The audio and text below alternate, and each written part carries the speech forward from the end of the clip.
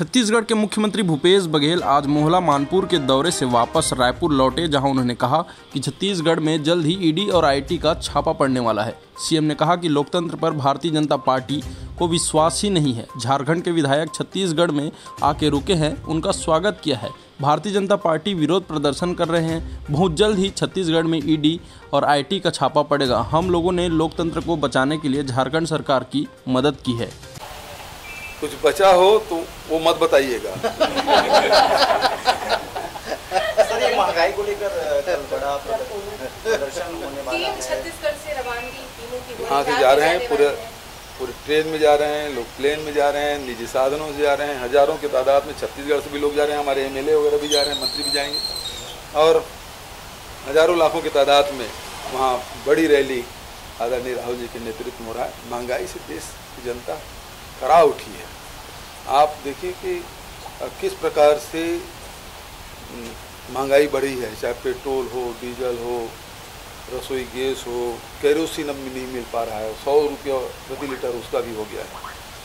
खाद्य तेलों की कीमत देखिए। और दूसरी बात है, जन सुविधा की जो बात थी, ट्रेनें हैं। ट्रेन जो आम जनता के लिए, गरीबों के लिए सस्ता साधन था आने जाने का, उसको भी सारे पैसेंजर ट्रेन सैकड़ों की तादाद में महीनों से बंद है। तो एक तरफ जो सुविधाएं मिल रही थी उसमें कटौती की जा रही है और महंगाई जो रोज़ दैनंदिनी जो उपयोग करते जिन सामग्रियों का, उसके कीमतों में बेतहाशा वृद्धि हो रही है और इसके खिलाफ हम लोग रैली कर रहे हैं राहुल जी के नेतृत्व में, एआईसीसी के द्वारा। लोकतंत्र में भारतीय जनता पार्टी की विश्वास नहीं है। झारखंड के विधायक छत्तीसगढ़ के में आकर रुके हैं, हमने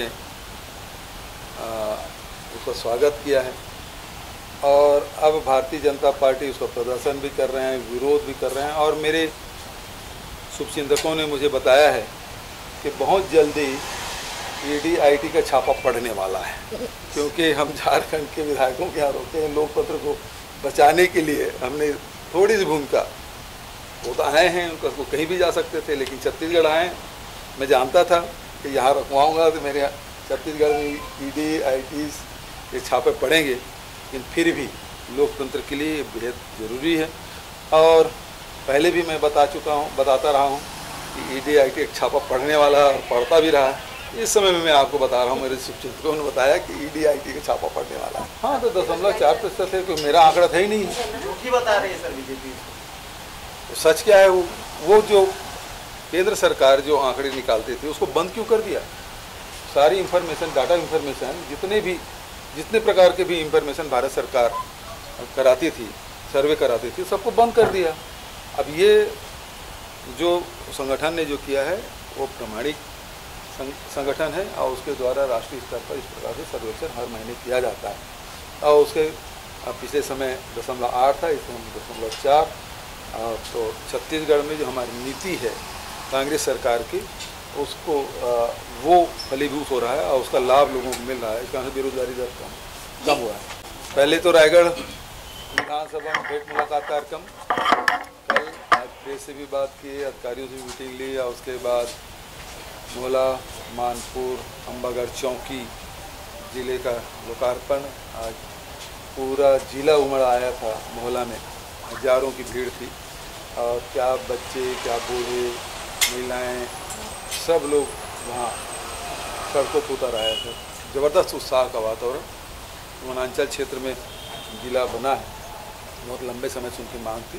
प्रदेश के हितों का लोकसभा में रखे, लेकिन ट्रेनें महीनों से बंद है, केवल कुले ढुलाई कारण से। और छत्तीसगढ़ के उद्योगों को कोयला नहीं मिल रहा है। एक तरफ कोयला संकट बता रहे हैं और उसके चलते पैसेंजर ट्रेन बंद कर रहे हैं, लेकिन छत्तीसगढ़ के उद्योगों को कोयला नहीं मिल रहा है और इस मामले में सभी भारतीय जनता पार्टी के सांसद और उसके नेता लोग मौन। ये बेहद दुर्भाग्यजनक।